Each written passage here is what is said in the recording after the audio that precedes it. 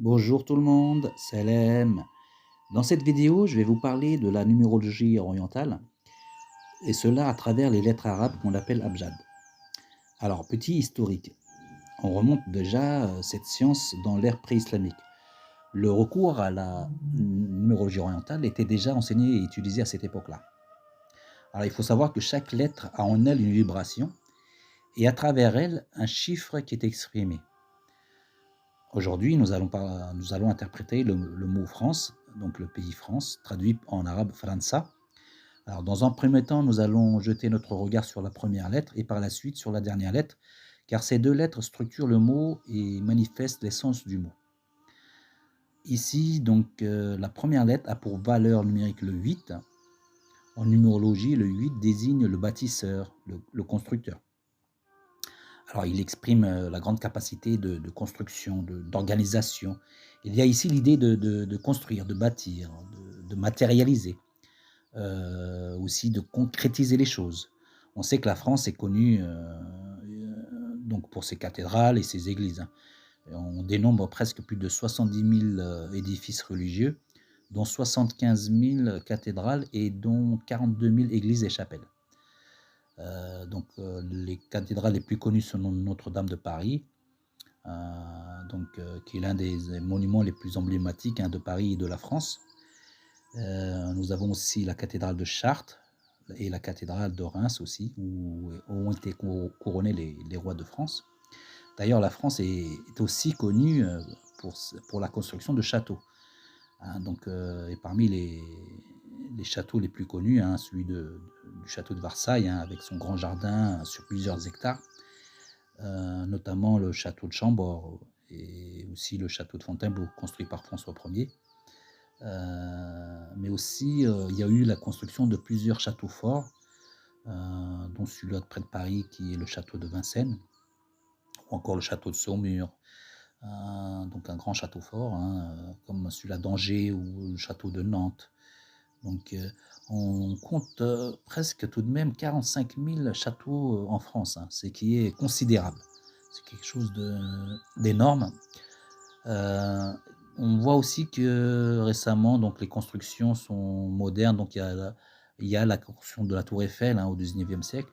Et puis récemment, une prouesse technique comme le pont de Millau, hein, un chef-d'œuvre au niveau de la réalisation, hein.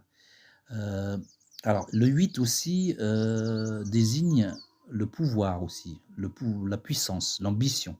C'est un stratège, c'est un tacticien. Donc aussi, il aime mener ses opérations avec aplomb. Bref, c'est un conquérant. Alors la France, à travers l'histoire, a su montrer sa force, hein, et bien sûr, et ses grandes ambitions, notamment surtout avec la découverte du Nouveau Monde, hein, sa colonie au Canada, ses implantations, hein, en Afrique, hein, et ailleurs en Amérique, au Pacifique aussi. Donc, a permis d'étendre son empreinte, hein, sur la surface de la globe, notamment grâce à sa domination dans le domaine maritime. Elle a pu développer des comptoirs commerciaux à travers le monde. Alors la France a construit une renommée internationale à travers cela, et elle est devenue crainte par ses adversaires aussi. Alors la puissance française a aussi pu se déployer dans le cadre de la construction européenne, hein, récemment depuis 1957, où elle joue un premier rôle. Elle exerce aussi un rôle mondial grâce au rayonnement de la langue et de la culture française. La France est ainsi parlée dans de nombreux pays. C'est souvent un héritage de la colonisation, hein. Une organisation internationale comme la francophonie s'efforce donc de promouvoir la langue française. Alors après avoir vu donc la première lettre, désignant le 8, nous allons nous intéresser ici sur la dernière lettre, donc le E alif. Alors le alif, c'est la première lettre de l'alphabet arabe. Il a comme valeur numérique le 1. Alors dans la numérologie, le 1 désigne souvent le novateur, le concepteur, le créateur. Alors il regorge d'idées nouvelles. On sait ici, pour l'exemple de la France, que ce soit en philosophie ou dans les arts, ou dans la littérature, dans la construction, dans l'industrie ou même dans les sciences modernes. La France a été souvent précurseur, hein, dans ces domaines-là. Alors dans l'histoire récente, elle s'est classée parmi les leaders, dans l'aéronautique, et surtout aussi dans les produits de luxe, hein. Alors le 1, il désigne aussi, notamment l'autorité, l'autonomie, l'action. Il a besoin d'être le chef, le leader. Il aime diriger, il aime prendre les initiatives.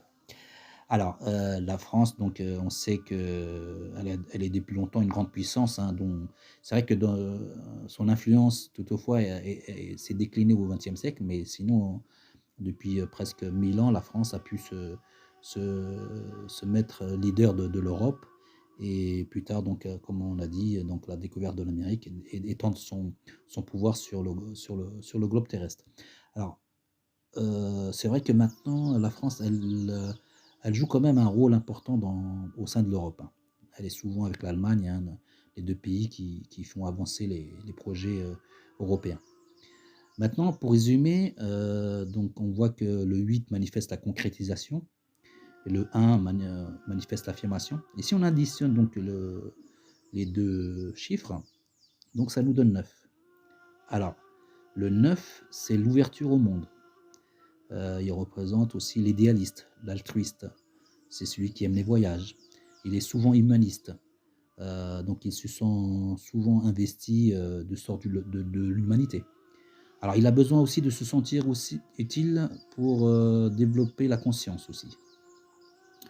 Alors pour la France, ici, on voit que sa culture et son ouverture aux autres au cours des siècles a fait que la France est devenue un pays d'accueil, hein. Euh, donc, alors depuis son territoire, d'abord, la France a été composée de plusieurs régions, hein, de dialectes et de langues différentes, alors tels que le catalan, le breton, le corse, l'alsacien. Et au-delà de ces frontières de la métropole, on voit que les Antilles, les îles du Pacifique apportent aussi une richesse, une diversité qui compose la France. Et récemment, donc aussi l'apport de nouveaux immigrés, souvent issus de la colonisation. Maintenant, si on fait la somme de toutes les lettres, donc qui va nous donner vraiment le mot en général, qui désigne la France, alors on trouve le nombre 22. Alors ici, le nombre 22, c'est un nombre maître. Alors qu'est-ce que c'est un nombre maître? C'est un nombre qui désigne quelque chose d'exceptionnel dans sa généralité. Alors ici, le 22, il désigne les projets de haut niveau, la construction de grands édifices, que ce soit pour lui-même ou pour l'humanité. Donc il a ici pour vocation des réalisations ambitieuses, des engagements courageux et productifs. Et tout cela au service du bien collectif. Alors c'est vrai qu'en France, on compte beaucoup d'inventeurs, hein, et de grands organisateurs qui ont pu construire le pays.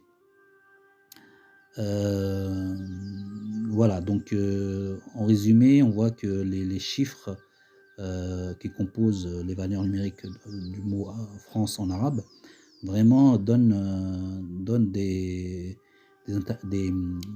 indications sur le nom. Donc, et c'est incroyable donc de retrouver donc l'essence du pays, de la France par rapport à l'interprétation numérique.